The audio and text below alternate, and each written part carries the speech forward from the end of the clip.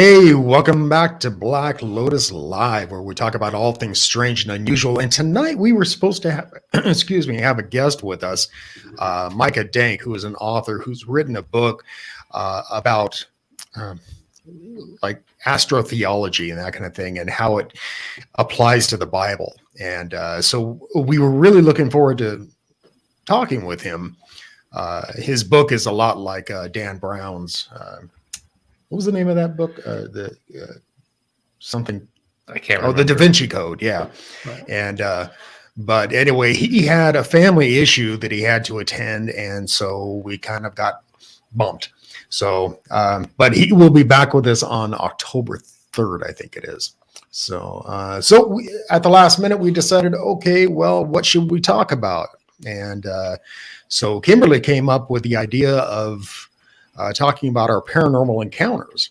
And I thought, well, that's a pretty good idea. So I think what we're going to do is we're just going to go around and tell ghost stories. Tell ghost stories. Wild, let's start with you.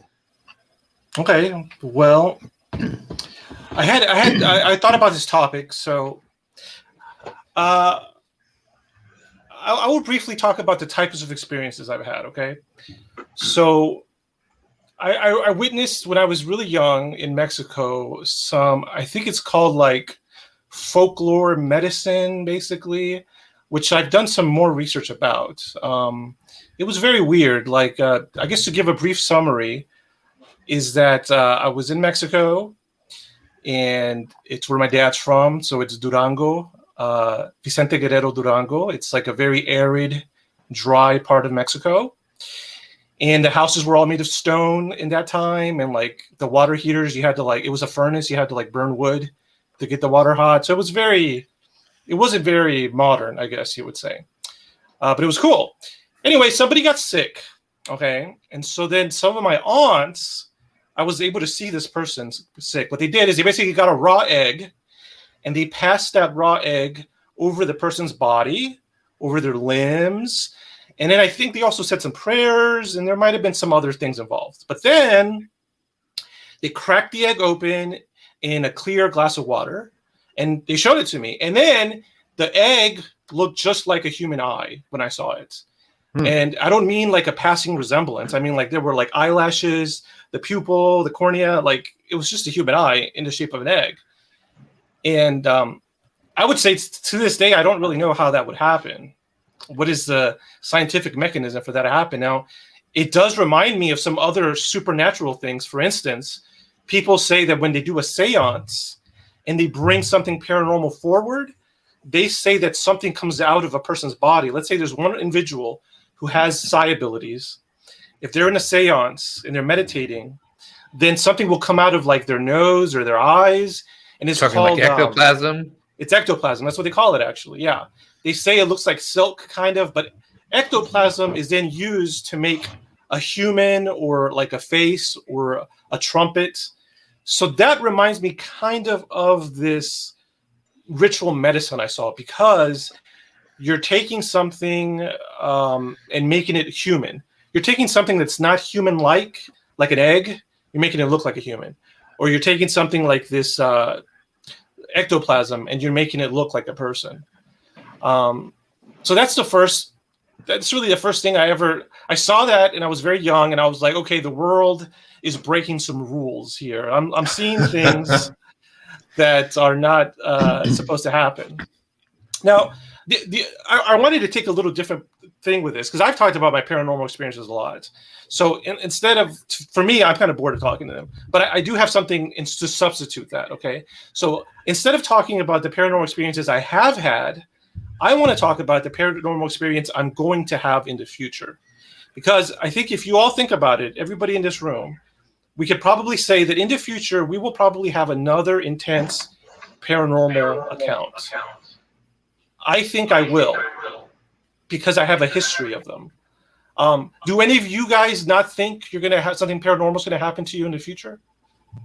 Oh, man. I'm sure. Yeah.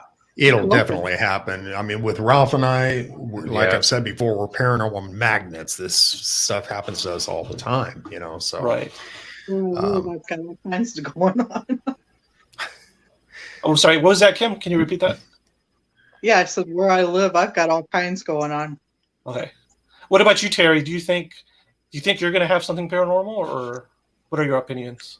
I'm sure of it. I know I will. And I've never had anything that I would call major happen to me, Okay. but I've had a lot of like feelings of things, and so yeah, I do.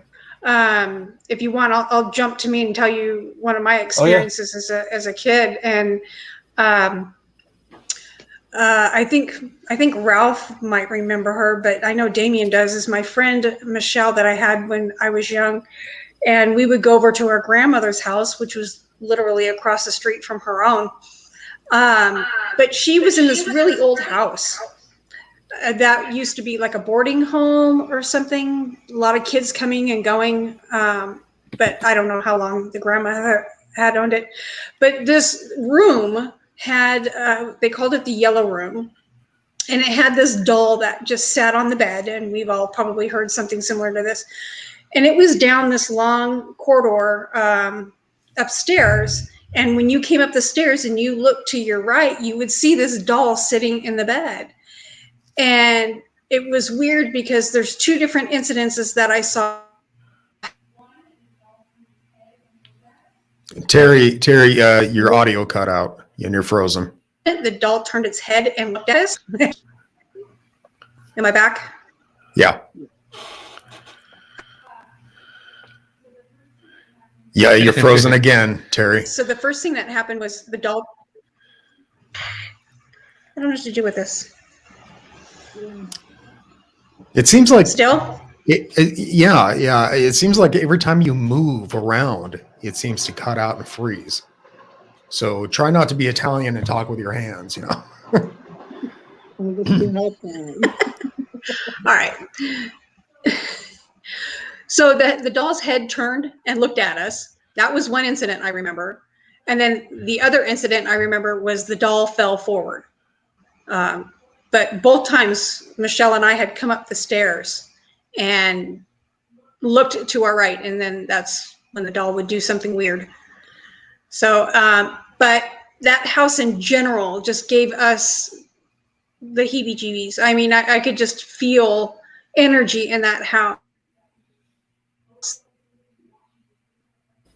You're frozen again, Terry. She got Italian. I saw her hand go up like this. Yeah. I always felt like somebody was watching. I always felt like something's there. Sorry.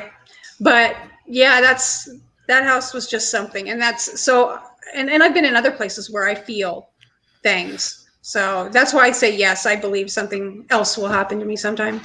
I'm the same way. I feel things more than I witness things, you know, like when it comes to spirits.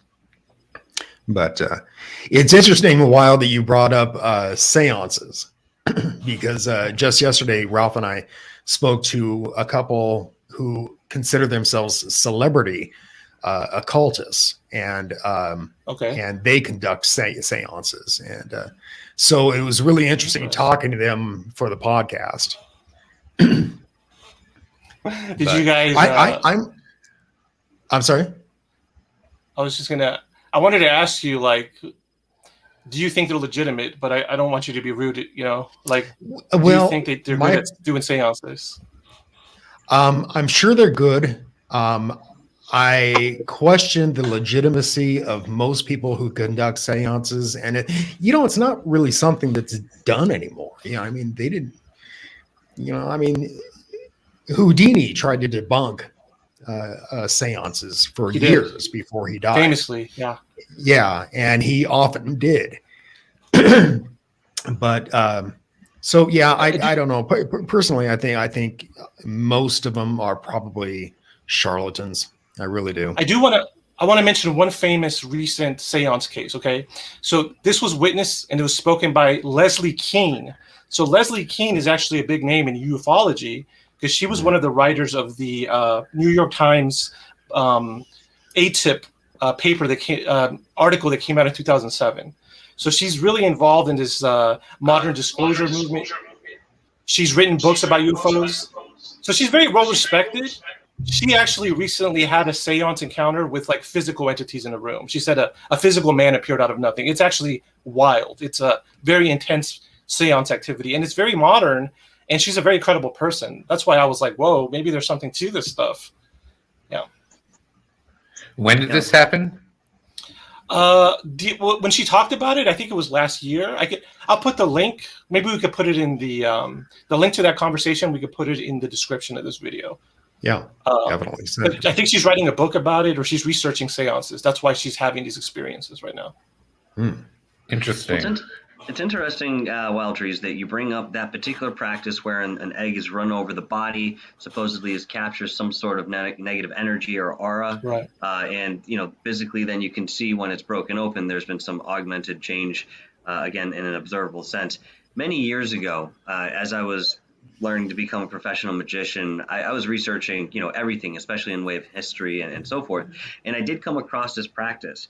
Now, since then, I've actually had people tell me that there is some validity to this particular ritual, but that there, by and large, is a sleight of hand that occurs to deceive most people en masse, at least when it's presented this way. If you have somebody who's a medicine man or woman, you go to them specifically, it's a little bit of a different situation than perhaps somebody sitting by the roadside advertising this sort of practice.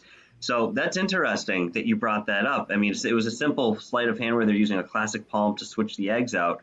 And sometimes you'd find hairs that were inside of the eggs, black spots and so forth. So again, just very interesting that you brought that up in the way of ritual. Do we really need ritual anymore, though? Are we at a point in our own evolution where we can now think maybe in an intellectual sense, or, you can transpose that into spirituality the way that we think? But do we need the ritual end of all of this? What do you guys think? I think it's got to do with culture. What's that, Kim? I said I think it's got to do with culture. What was the thing you said? I didn't hear the last part. It has to do with what? Culture. Culture. Oh, okay. culture. Okay. That's a thought. When we were talking to those seancers yesterday, one of the things the husband said was that the reason for this ritual is because people who attend seances often want to contact a past loved one, and they don't know how to do it. And so they go to these spiritualists, and they know what they're doing, and they know how to contact these people who have passed on. And so I think the ritual behind the whole thing is enveloped within the people conducting the seance itself. And so, yeah, I mean, it's kind of like, when people use a Ouija board, I think a lot of people don't know what they're doing. They don't know how to protect themselves, from lower spirits and that kind of thing. Yep. And so going to a seance is just, like having any other professional do something for you. Well, consider it this way too, in way of example. Let's take Reiki. Okay, so when you join this modality, they give you a set of symbols that you use within the overall ritual of opening up the doors and bringing in the energy. As time goes on, many will find, not everybody, but many will find that they don't actually need to trace those symbols back out again and use them so literally. They can just tap into that familiar stream of energy. Therefore, in doing so, they're removing part of that ritual-esque element within the practice. Do you think that moving forward, even in way of seances and something like that, wherein you have many people collectively contributing to this event, do you think that we will one day be able to kind of just walk into that space rather than have to go through the motions, wear the headdress, walk a certain way to open a certain, you know what I mean? Yeah, I think it has to do with an open mind. I'm sorry, say it again, Kim? I said I think it all has to do with being open-minded. Yeah, and possibly the cultivation of that open mind too. I think open mind is great, it's the doorway. I have an answer for you. That's a good question. So this is what I was thinking. When you first asked about this ritual thing and is it necessary, The first thing I thought was like, look, what is a ritual really? It's just a set of steps we do to get an outcome, right? And so I was thinking like, okay, what are some other rituals we do? Well, making eggs and ham, eggs and toast for breakfast. That's a ritual. I mean, the steps are you go to your fridge, you dig the egg, it's just a set of steps and the outcome is this meal. So when a lot of times I feel like that's all, when we're sitting down at a seance, it's all just a bunch of steps to get us where we need to go. But then you mentioned what was very interesting is like, I think basically what you're saying is, what if we could just skip the steps and just get the outcome? It should be intuitive at some point. Yeah, exactly. Now that doesn't apply to my like breakfast situation. I don't think we'll ever get to the point where we could just will a breakfast. Maybe, I don't know.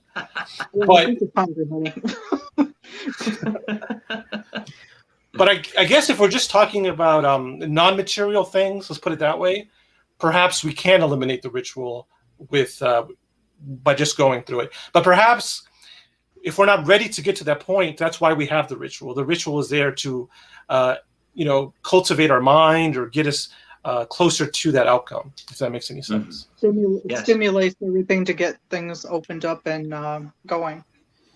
It's true. It's funny you say that because I've heard this. I don't know if it's true, but I've heard for, let's just say UFOs. Okay. I've heard that if you fake a UFO sighting, it induces a real UFO sighting. So if you do a hoax and like you put a fake UFO, like a weather balloon with lights, and you act like it's a UFO, you trick people. I've heard that kind of activity actually makes a real UFO come.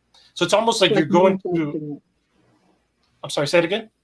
Like you're manifesting it. Yeah. It's like kind of like you're manifesting it. Yeah. Karma. To you, maybe. Yeah. I've heard of that phenomenon too. Sorry, go ahead. I was going to mention, you were talking about ritual. I used to be involved with Wicca, and I was in a coven, and we went through rituals, and the reason for that was because we all wanted to be of the same mindset.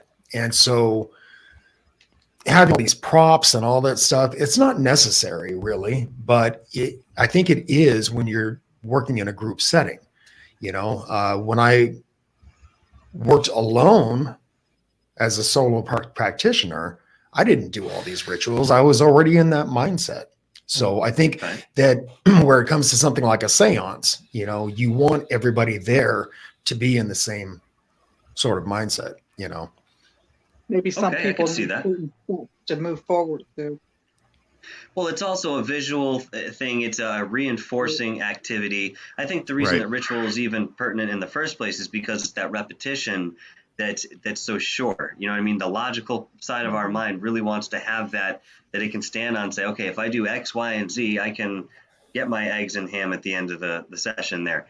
Some sort of certainty in way of practice. But, again, even in way of Reiki, the more you get into that intuitive space, I'd be curious to see if we experience that as a collective rather than just individually going forward. Because I think eventually any trace of ritual will be out the window. We just won't have a need for it. We'll be able to go directly to the source at some point.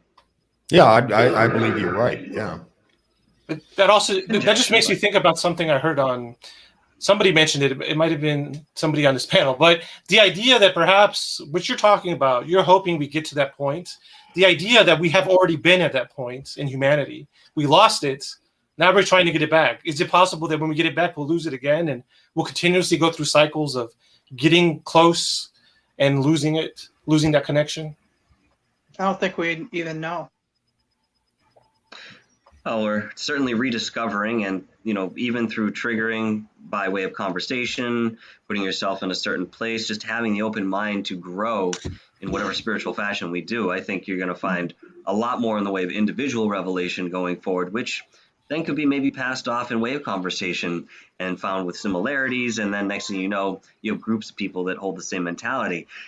Even in more esoteric description, what Damien is suggesting in way of getting into that mentality perhaps has to do with frequency, just getting us all on that same wavelength. So now that if you're going to work with magic or any energy in that way, there's a little bit more certainty in where people stand that are involved.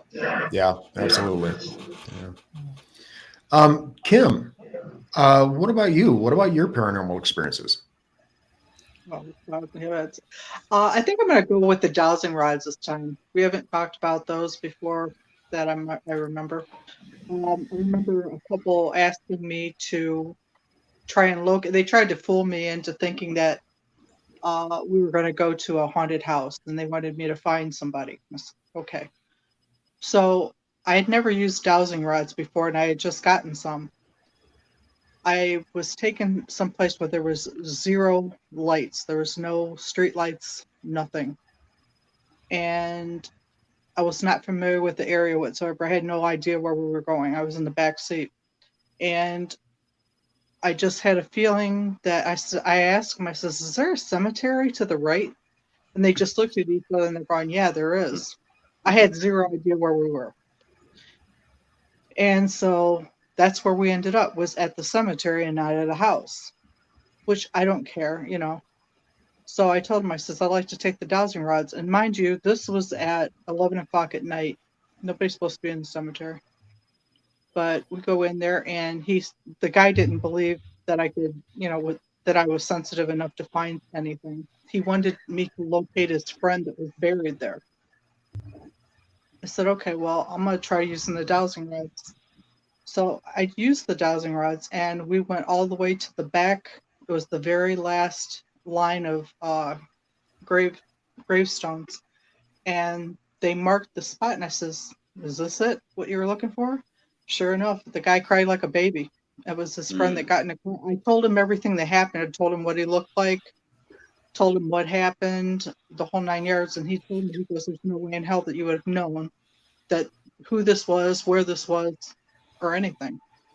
So Wow. dowsing rods do work too. What do you suppose dowsing rods do work? I think it's the energy that you put into. The way that I used them was when I asked for a specific. That's what I got. They are How- antennas. Yeah, They're extensions of yourself. and they do move on their own. They really do. How accurate do you think they are overall? I had, well, to take me all the way to the back of the cemetery and to find the plot that he was looking for, it was dead balls on. Well, yeah, but have you used them since that? Yeah, I had used them since, and they were accurate. I Really? had found things as well, yeah. And Yeah, I I've never don't used them. understand that was the very first time, but I had used, like I said, I had used them since, and but to locate things. But people used to use them for water location. Mm-hmm, mm-hmm. Right. But I think that they work on your energy and what you the thought or whatever that you put into it. I was skeptical at first too, and like I said, that was my first time that I had ever used them, but they were real accurate. And then we found there was all kinds of spirits that was coming forward and literally developing, manifesting themselves right there in front of me, and they were also friends of his. Aside guy from, was- I have to admit, I don't know a whole lot about dowsing rods. Like I said, I've never used them. Do they all also work almost like a pendulum, where you can ask a specific question and yes would be Yes and the no, rods yeah. crossing over and otherwise going further apart?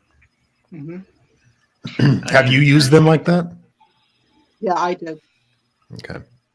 Gigi Abby Lynn here in the chat mentions magnetic frequency and that yes, water is a conductor.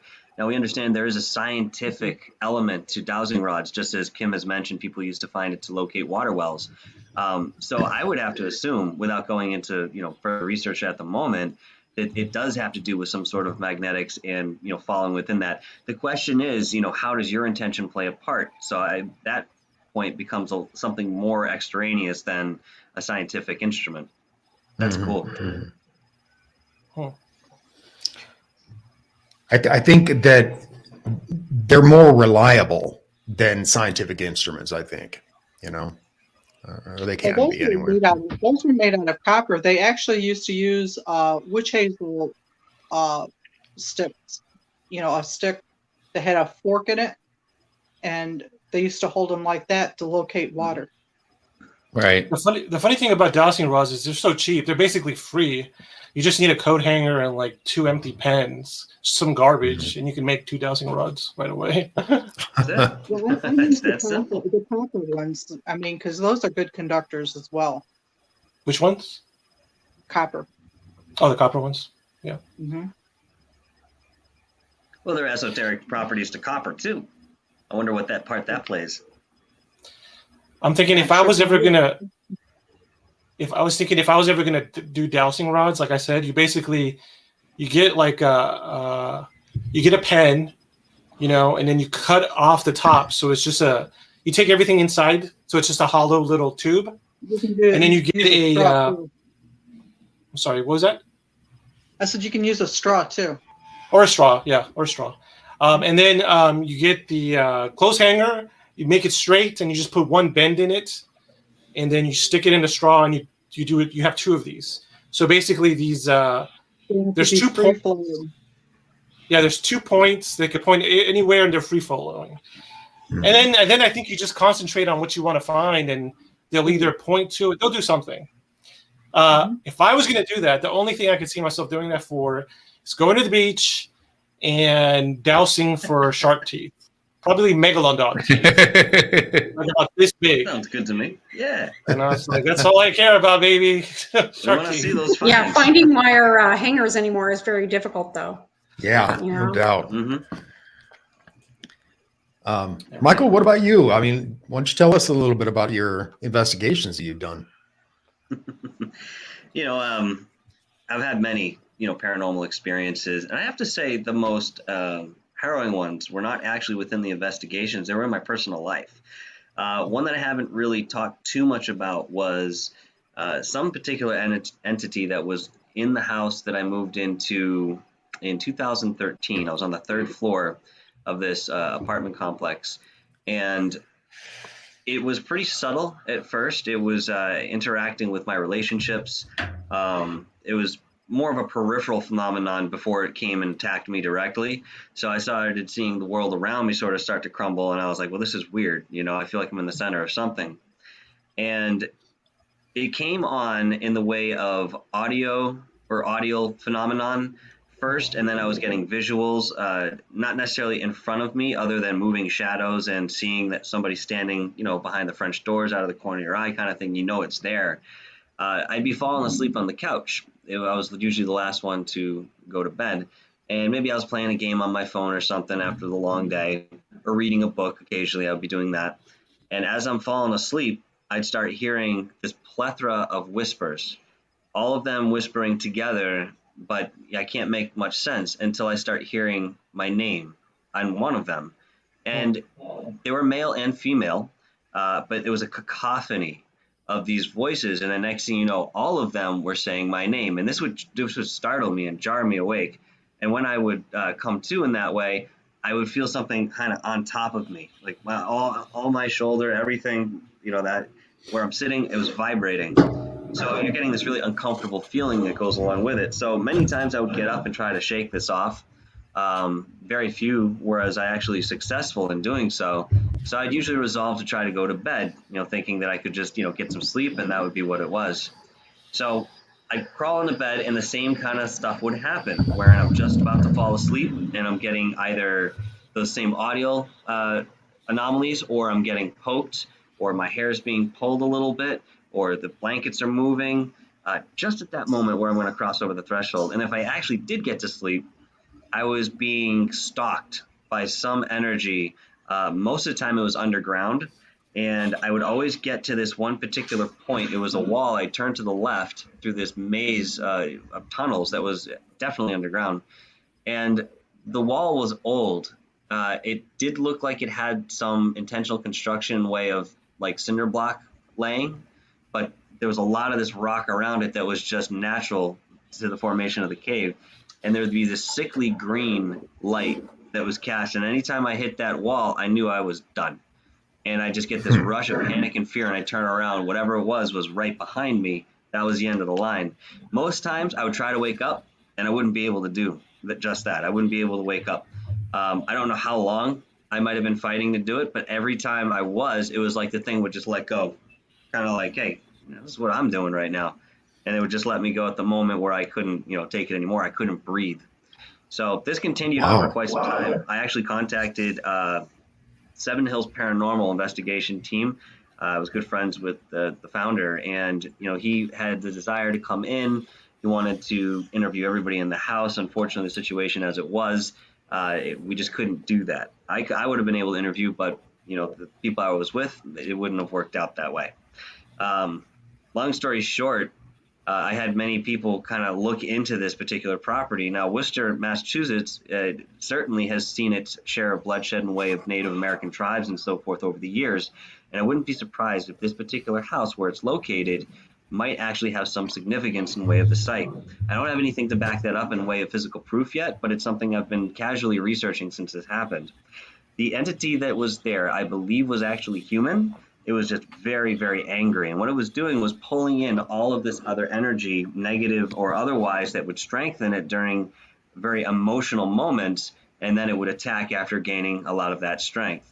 What was behind it was certainly something large. It wasn't just the person acting out of conviction. There was something else pushing that power into my life. And it was really weird.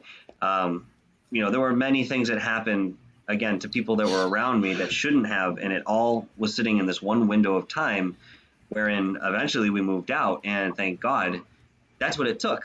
But I didn't feel it anymore. But it certainly solidified for me that this was something that was indicative of the property, of the house, and it wasn't something that was going to follow. But I'll leave you with this one last thing here about this.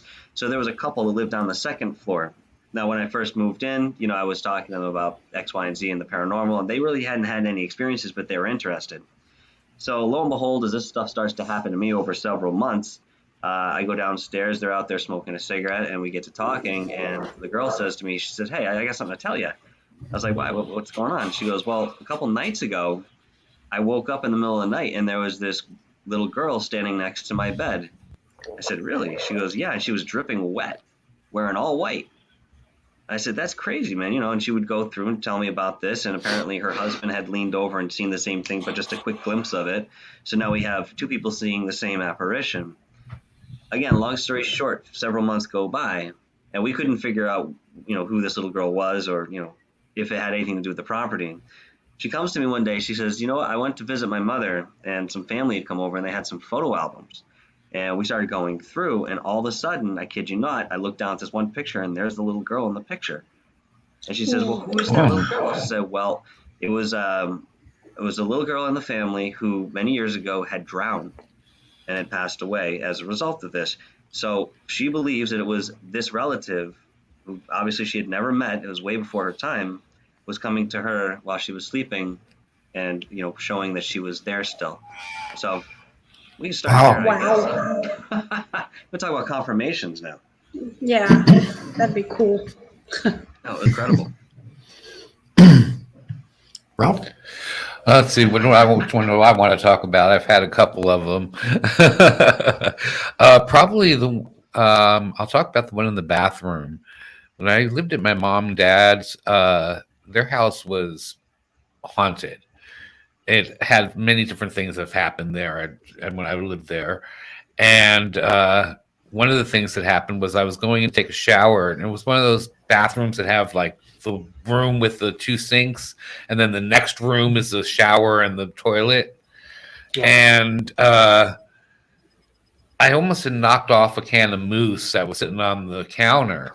So I pushed it to the back towards the mirror, and I went in and took my shower. And then when I was sitting there showering, all of a sudden that can of mousse came and hit right in front of the shower doors. And I was there alone. The house was locked up. I was locked up in the bathroom. So I have no idea how that could have happened. That's freaky. I remember when that happened, and first thing you did is you came over to my house and said, we got to talk. Yeah. I had a weird experience when I lived in Shakopee, Minnesota, and I had moved in with my then girlfriend, who eventually became my wife. And she lived in what was considered a garden view apartment, which was a fancy name for a refurbished basement, basically. But so in order to get to the apartment, you had to come in the front door of the house, because the house was divided into three apartments, two upstairs and ours downstairs. And so you had to come down the stairs from the front door. And so when you came downstairs, to the right was the front door to our apartment, and to the left was a communal laundry for all of the tenants there. And first of all, let me tell you that laundry was creepy as hell. It was always dimly lit, and it wasn't refurbished like the rest of the place. It had, you could see the beams on the ceiling and all that. And so I didn't like being in there. I really didn't. But a lot of weird things happen in that apartment. I remember Rachel and I were sitting and watching TV one night, and as you came in through our front door, there was like a coat closet just to the right there. And inside that coat closet was a little cubby space that had another small door on it. Well, anyway, so we're sitting there watching TV, and I kept hearing this scratching noise coming from the closet. And I said, crap, do we have rats? She goes, oh, no, that's just the little boy who lives in the closet. Oh. And I looked at her and I was like, what? She says, yeah, we have ghosts here. And I said, you could have told me that before I moved in, But so anyway, but yeah, every time I would come up close to the door, to that coat closet, the scratching would stop. And so I got in there and I opened up the little cubby door, and I looked around, hopefully wanting to see like a mouse or something in there. But there was nothing in there. And so there was that. And then there was a time when I was vacuuming out of one of the bedrooms through the doorway, and I felt a hand on my shoulder. And I was alone in the house. I felt a hand on my shoulder. I turned around and I saw this black mist just dissipate in front of my eyes. And it was a large black mist, the size of a man. And I was very freaked out about that. I bet. And then there was a time, like I said, I didn't like going into that laundry room, but, it was a necessity. And I was in there and I was putting clothes from the washer into the dryer. And as I mentioned, there were rafters, you could, the beams, on the ceiling. And out of the corner of my eye, I caught a glimpse of a man hanging from those rafters. And so I immediately, and yeah. So anyway, I got really curious about it. And so in Shakopee, for those of you who don't know, Shakopee's a subdivision of Bloomington, Minnesota. Bloomington is where the Mall of America is and all of that. But anyway, so I went to the town hall and I looked up the address and looked up some news. And evidently that site was a site of a double murder suicide.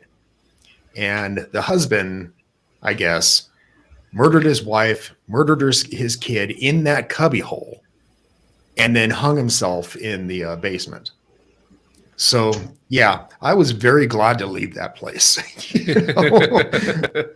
But, yeah. You also have the You Don't Know Jack. Oh, that was another incident that happened. We came in the door, and inside that coat closet, Rachel had one of those handheld games from that was called You Don't Know Jack. And I remember that. Yeah, and we walked in the door, and suddenly we heard from the closet, "You don't know Jack." And so I thought, why did that happen? And she looked at me and she says, I took the batteries out of that a long time ago. She says, I needed them for the remote. And I said, "Oh no, you must be mistaken." And so I opened the door, got the thing off the shelf, and looked at, and lo and behold, no batteries. So yeah, that So shouldn't have been talking. yeah. So, but maybe it was the ghost telling me I didn't know Jack. I don't know. Was that the name of the man that hung himself? No, his name was Robert, actually. Oh, okay. Yeah, but yeah, very strange place. And like I said, I was very glad to leave that place. But That's too. yeah. So viewers, what do you have to say? Do you guys have any experiences you'd like to share? And then while we wait for those comments, I was going to say that I've been thinking a lot about my next paranormal encounter. Like I said earlier, I think I am going to have an intense paranormal encounter sometime in my life, probably. So I've been thinking about I want to be prepared. It's like preparing for like a hurricane or something, So first thing I'm going to do is not get scared. I'm going to try my hardest to take a deep breath, because I've been scared every time that something happens. Then I want to engage with whatever it is. I want to basically keep the party going, like whatever weird stuff is happening, I want to do what I need to do so it continues to happen. This is, of course, if it's pleasant, this is assuming I'm not like in danger or something. And I'm sorry, what was that? I said protect yourself first. Yeah, protect yourself first. And then as a scientist, I just want to experiment with it. Like I just want to like get as much data as I can out of the experience. So I'm excited for it to happen again. If it was anything like what happened before, then I think it'll be fun. Like I said, I have the privilege. I haven't had any scary paranormal stuff. I've just had like normal, non-scary stuff happen to me. I know you worked with Wreaking Havoc with his shadow person. Yes. You were trying to conduct an experiment with it. How did that turn out? We got all the equipment ready, and we have preliminary data, but I think he was waiting for some construction to finish in his apartment. Oh. And then he has some investigators coming by. And after the investigators come by, now that the construction is done, then we're going to formally start. But we have all the basics down. We have the equipment, and there is some preliminary data that I need to analyze. And actually, if there's any viewers here, we are going to need some. It would be very beneficial if we have assistants. Like we're going to need people to review. You'll basically be trained in the science experiment. So if anybody wants to volunteer to help with this science experiment, looking into orbs, definitely comment below. And this will probably get published. And if it gets published, you'll be credited in the publication. We'll mention your name or whatever as a helper. That's what happens in most scientific experiments. They always need help, and there's always a section in that paper called acknowledgements, and that's where you list all the people's names. That helps. So basically, that's where we're at. We haven't officially started. We're waiting for some things to finish. That's cool. Okay. Yeah, I saw that he's coming out with a video on his channel about the investigation, and I think it's going to be on August 6th. I think that's what I saw. That sounds about right. Yes. I'm sorry, Kim, I talked over you. No, you're fine, hon. I got all kinds of orbs here for you. No, I'm serious. I'm very serious. I video them every night. Literally, I didn't know until I moved in here that this used to be an assisted living home. So my kids got their wish. I'm in a nursing home. But yeah, you can literally feel them. And I've had my name called several times. And once just about as I was getting ready to fall asleep. Yeah. To the point, I mean, the loudness as we're talking each time. That's 3 times. So do you see the orbs with your naked eye? I can, yeah. Okay, interesting. Do any of them light up? Are they like luminous? They're like, some of them are like they're different. They range from different sizes actually. Some of them are light. Some of them are like transparent. I'll videotape them tonight and put it up. Okay. On the on our. That's cool. Yeah, I'll give some background on this orb experiment for people that if this is your first time hearing about it. So basically, our good friend Wreaking Havoc, who's I think in the room right now. He's got a channel. Check it out. Wreaking Havoc. Oh, I don't know what the numbers are. What is it, like 218? 215? 215. Wreaking Havoc 215. RICANHAVOC 218. Anyway, he used an infrared camera to photograph orbs. And a lot of people photograph orbs. The big question is, what is causing them? Now, Rican is kind of like him because not only does he have orbs on film or on video, but he also has other physical paranormal things that happen to him. So the idea is perhaps there's some kind of paranormal connection. The other explanation is that orbs are caused by dust. They're caused by pollen. They're caused by small insects. They're caused by normal things in the air that reflect light. And so a lot of people say that that's what's causing them. So then we're going to do an experiment to see if they really are caused by dust and things in the air, or if they're caused by something paranormal. So basically all we're doing is we're running an air filter in the room. So the air filter should clean all of the pollen and dust out of the air. And then we're comparing that video to the video without an air filter. And so, yeah, we're going to see if there's any differences. I mean, if orbs are not caused by, if they're only caused by stuff in the air, then we should be able to eliminate all orbs with filters. We have the technology. Or at least a noticeable amount. So say that again? At least a noticeable amount. At least, a number we could count. That's basically what we're doing is we're going to analyze the video and we're going to count each orb. And then we're going to count each orb in the other video and we're going to compare which video has more orbs. So is there a difference? Yeah. And then the other thing I really want to do is I want him to get some real dust, like actually get pollen and dust, and then physically throw it in front of the camera because I want to see what does it for sure look like. Like when you know 100% it is dust, what does that look like? Does it look the same? Because the other thing is these orbs have really strange motion. Like the movement is it's more reminiscent of an insect, by which I mean it seems like it has some kind of spark behind it. It does not seem like it's just drifting through the wind. You know what I mean? They go in different directions. Yeah, they like go in different directions. Just you wouldn't. I'm no expert in pollen and pollen dynamics. I don't know how dust floats, but I would not think off the top of my head. I feel like pollen would be more like slow. You know, it would just go with the breeze. I don't think of pollen making sharp turns. I just don't think that.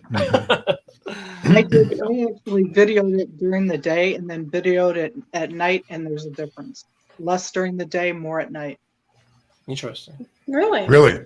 Yeah, in a closed off room. Yeah. Huh.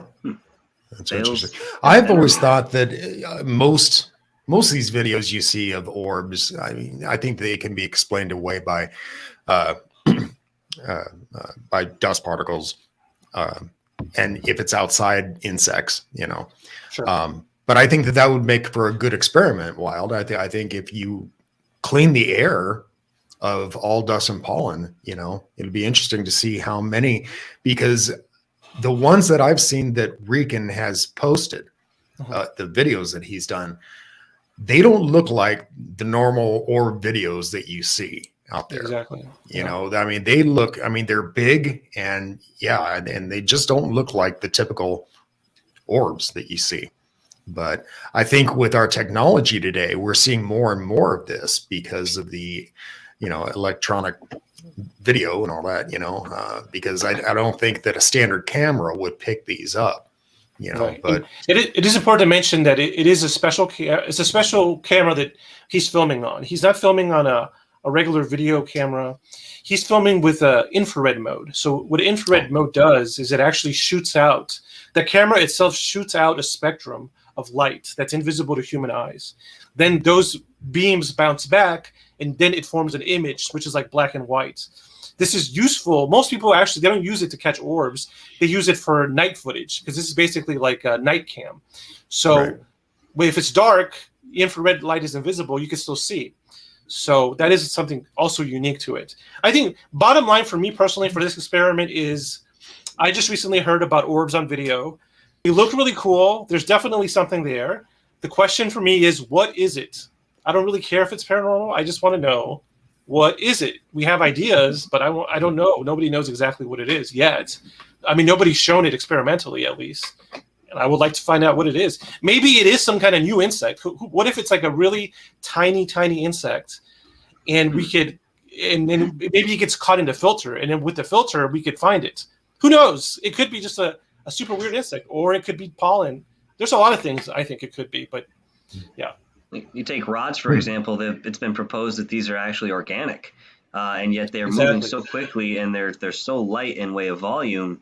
We don't see them with the naked eye. So, I mean, who knows? Maybe you guys will discover a new life form within the folds there. Rods are fascinating. Rods are fascinating. Once again, with rods, I have not seen somebody actually do a study to show that rods are just insects. It is very compelling. It's a good argument. So if people don't know about rods are another video phenomenon, very similar to orbs. Basically, people will shoot video. This time, it'll be in the daytime. It won't be infrared camera. And in the video, they will find what looks like a flying animal that's really straight, like a rod, maybe has a lot of legs. And so some people say, this is something that is not a regular insect. And then other people say, all it is, it's an insect, but because of the frame rate, because of how fast, it's showing up a little bit odd. So they're saying it's nothing special. Other people are saying there is something there. That's another one. I don't know. I don't think anybody's done the study. It doesn't have to be paranormal. It could just be like, hey, there is a weird insect out there. I mean, I think the idea is really tantalizing to me that there are animals, not supernatural animals, just normal flesh and blood animals that live among us and we can't see them because they're either too small or they're not in our light range, but they're just regular animals. They eat, they poop, they breathe, they FUCK, they do everything. They're not paranormal, but we just don't observe them. I think that's very interesting. That's an interesting idea to me. I find it surprising that, I'm sorry, can you say it again? Yeah, I find it surprising that there aren't more studies done on this kind of thing. I mean, Yeah. I understand. I mean, you're a good example of this. You don't want your reputation tarnished, as well as a lot of scientists, I think, don't want that. But I think it warrants some investigation. It's funny because I think the way this would start is, honestly, somebody needs to do talking specifically just about cryptids, like we're talking about. In order for more people to do it, one individual would have to do one study first. He'd have to break the ice. And so, because this happens a lot of times, there's a lot of insects out there that I know of that we know very little about. We know very little about. There's only been 1 or 2 papers published. And the reason we did find out about it is because some scientists went out there, found this super rare insect that's really maybe not very interesting, but it's the only one of its kind. In the 1800s, he or she publishes a paper about it.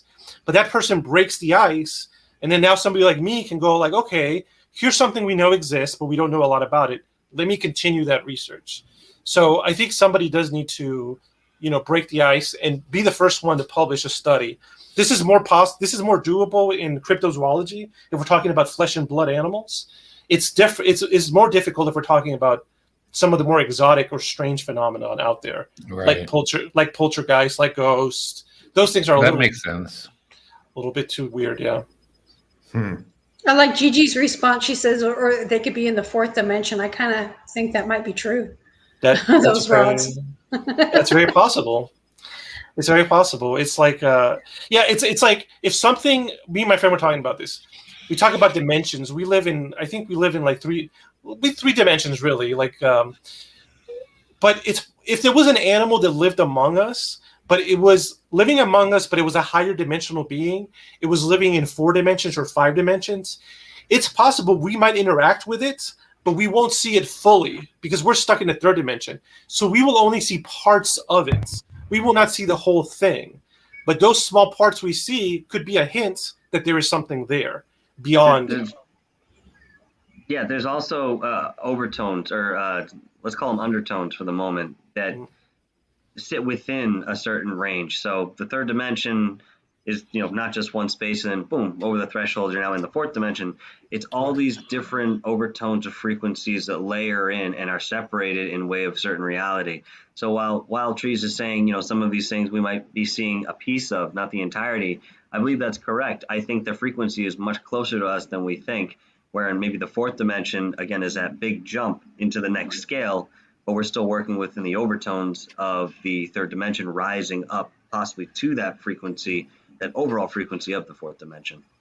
And that's a really good point. I have another practical way of explaining dimensions and how they would work. This is based on a very famous book called Flatland.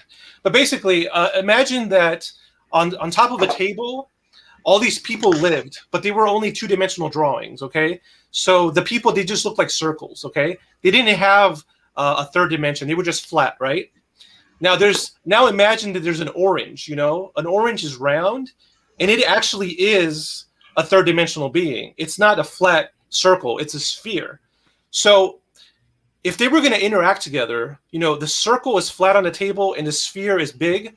The sphere can touch down on the two-dimensional plane, but the two-dimensional, the circle, it would not see the whole thing. It would just see that little point where it's touching, because that is the only point that would be two-dimensional. The rest of it would be obscured. So that's a way of thinking about different dimensions, and like what Michael was saying as well. In frequencies is another way of thinking about it as well. Yeah, somebody in the chat room mentioned that Tesla had proposed essentially the same thing. That if you get to work with frequencies, you'll get to understand the universe, and I think that that's very true. Absolutely. Anyway, I think we're going to get out of here for the night. But before we leave, I want to remind everybody that we have a way for you to donate if you like what we do here.